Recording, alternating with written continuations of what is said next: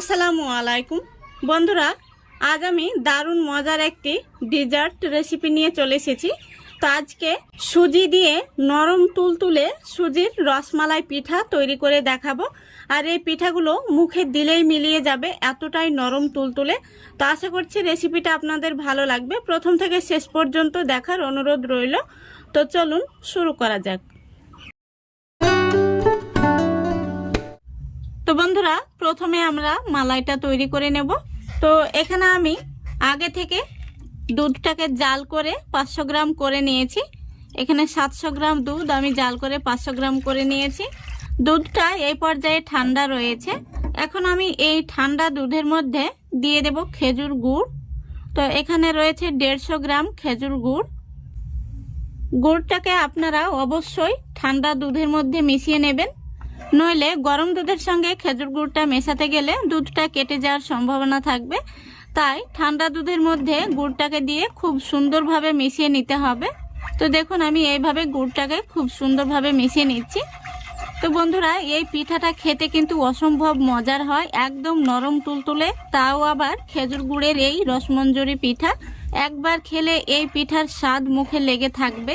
দেখুন আমি খুব সুন্দরভাবে গুড়টাকে দুধের সঙ্গে মিশিয়ে নিয়েছি। এবার গ্যাসটা আমি অন করে দেব। তো দেখুন গ্যাসটা আমি অন করে দিয়েছি, আর গ্যাসের ফ্লেমটা আমি এই পর্যায়ে মিডিয়ামে রেখেছি। এবার দিয়ে দিচ্ছি 2টো এলাচ আর 2 টুকরো দারুচিনি।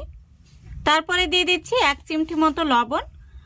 যে কোনো মিষ্টি খাবারে লবণটা দিলে স্বাদটা যেন দ্বিগুণ বেড়ে যায়। আপনারা চাইলে লবণটা স্কিপ করতে পারেন।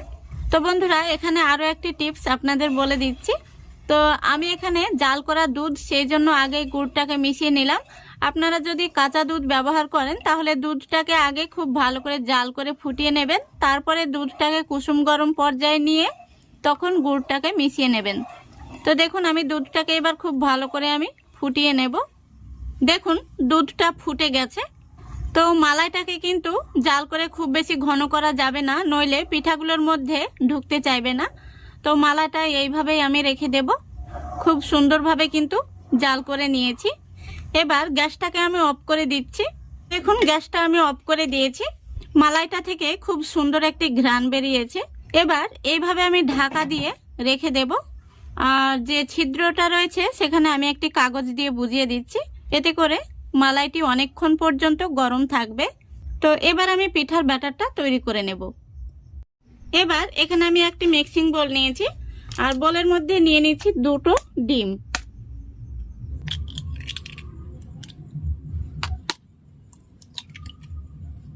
ডিমের মধ্যে দিয়ে দিচ্ছি স্বাদ মতো লবণ। এবার একটি হ্যান্ড উইচ দিয়ে ডিমটাকে খুব সুন্দর করে আমি ফেটে নেব।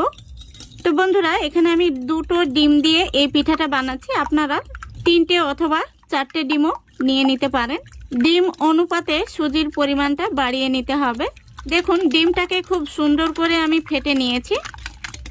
এবার দিয়ে দিচ্ছি 3 থেকে 4 ফোঁটা মতো ভ্যানিলা এসেন্স। এতে করে ডিমের কাঁচা গন্ধটা চলে যাবে। আপনাদের হাতের কাছে না থাকলে আপনারা সামান্য পরিমাণে এলাচ গুঁড়ো দিয়ে নেবেন। তারপরে আবারও আমি ডিমটাকে খুব সুন্দর করে মিশিয়ে নিচ্ছি। দেখুন মেশানো হয়ে গেছে। এবার এর মধ্যে আমি দিয়ে দেব 1/3 কাপ সুজি। তো সুজিটা একবারে দেয়া যাবে না, অল্প অল্প করে দিতে হবে, আর খুব সুন্দরভাবে মিশিয়ে নিতে হবে। তো বন্ধুরা, এখানে আমি 1/3 কাপ সুজির জন্য 2টো ডিম ব্যবহার করছি। দেখুন এইভাবে অল্প অল্প করে দিতে হবে, আর খুব সুন্দরভাবে মিশিয়ে নিতে হবে। দেখুন মিশ্রণটি কিন্তু এরকমই হবে, এরকম নরম করেই তৈরি করে নিতে হবে। এবার এইভাবে মিশ্রণটিকে আমি ঢাকা দিয়ে রেখে দেব 5 মিনিটের জন্য। দেখুন 5 মিনিট হয়ে গেছে। মিশ্রণটি কেমন হয়েছে আমি আপনাদের দেখিয়ে দিচ্ছি। দেখুন অনেকটাই কিন্তু ঘন হয়ে গেছে। এবার আমি হ্যান্ড উইচটা তুলে নিচ্ছি। তারপরে দেখুন এখানে আমি একটি গোল টেবিল চামচ নিয়েছি। এই চামচে করে পিঠাগুলো তুলে তুলে আমি তেলের মধ্যে দিয়ে ভেজে নেব। দেখুন গ্যাসটা অন করে আমি আগে থেকে তেল গরম হতে বসিয়ে দিয়েছি, আর তেলটা গরম হয়ে গেছে। এবার আমি গ্যাসের ফ্লেমটা একদম লো ফ্লেমে রেখেছি। লো ফ্লেমে রেখেই এই পিঠাগুলো তেলের মধ্যে দিয়ে দিতে হবে। তো দেখুন এখানে আমি এই টেবিল চামচে করে পিঠাগুলো দিয়ে দিচ্ছি। দেখুন ফ্রাই প্যানের মধ্যে যতগুলো পিঠা ধরবে আমি ততগুলো একসঙ্গে দিয়ে দিয়েছি। আর গ্যাসের ফ্লেমটা লো ফ্লেমে রেখেই পিঠাগুলোকে ভেজে নিতে হবে। পিঠাগুলো আমি উল্টিয়ে দিচ্ছি।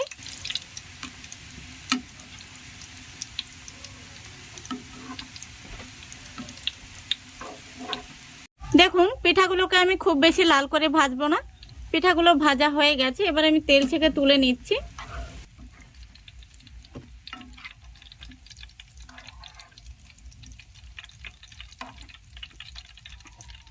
দেখুন সবগুলো পিঠা আমি তেল থেকে তুলে নিয়েছি।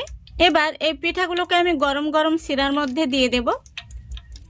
দেখুন এদিকে শিরাটা কিন্তু কিছুটা গরম রয়েছে, তো আরও আমি কিছুটা গরম করে নিচ্ছি। গ্যাসটাকে অন করে দিয়ে গ্যাসটা লো ফ্লেমে রেখে আমি 2 থেকে 3 মিনিট জাল করে নেব। এবার এই গরম মালাইয়ের মধ্যে আমি গরম গরম পিঠাগুলো দিয়ে দিচ্ছি। পিঠাগুলো দেওয়ার পর আমি খুব ভালো করে নাড়াচাড়া করে দিচ্ছি পিঠাগুলোকে। দেখুন খুব ভালো করে আমি পিঠাগুলোকে নাড়াচাড়া করে দিয়েছি। এবার এইভাবে আমি ঢাকা দিয়ে রেখে দেব সারা রাতের জন্য। ফিরে আসছি সকালবেলা। তো বন্ধুরা সকালবেলা চলে এসেছি। দেখুন পিঠাগুলো কতটা রসটা শুক করে নিয়েছে আর ফুলে মোটা মোটা হয়ে গেছে। তো পিঠাগুলোকে আমি একটি প্লেটে সার্ভ করে আপনাদের দেখিয়ে দিচ্ছি। দেখুন কয়েকটি পিঠা আমি এই প্লেটে তুলে নিচ্ছি। পিঠাগুলো কিন্তু পুরো রসটাকে শুক করে নিয়েছে। দেখুন পিঠাগুলো দেখতে কত সুন্দর হয়েছে। এখান থেকে একটি পিঠা আমি আপনাদের কেটে দেখিয়ে দিচ্ছি। পিঠাগুলো কতটা নরম হয়েছে আর ভেতরটা কতটা রসালো হয়েছে। এই পিঠাগুলো মুখে দিলেই মিলিয়ে যায়, তুলোর মতো নরম আর খেতেও হয় অসম্ভব মজার। পিঠাটা আমি আপনাদের কাছে থেকে দেখিয়ে দিচ্ছি। দেখুন আশা করি দেখে আপনারা বুঝতে পারছেন কতটা রসালো হয়েছে। তো আশা করছি আজকের এই রেসিপিটা আপনাদের ভালো লেগেছে। ভালো লাগলে অবশ্যই লাইক কমেন্ট শেয়ার করে দেবেন এবং চ্যানেলটিকে সাবস্ক্রাইব করে অল নোটিফিকেশানটি অন করে সঙ্গে থাকবেন। আজকের মতো এখানেই বিদায় নিচ্ছি। সবাই ভালো থাকবেন, সুস্থ থাকবেন। খোদা হাফেজ।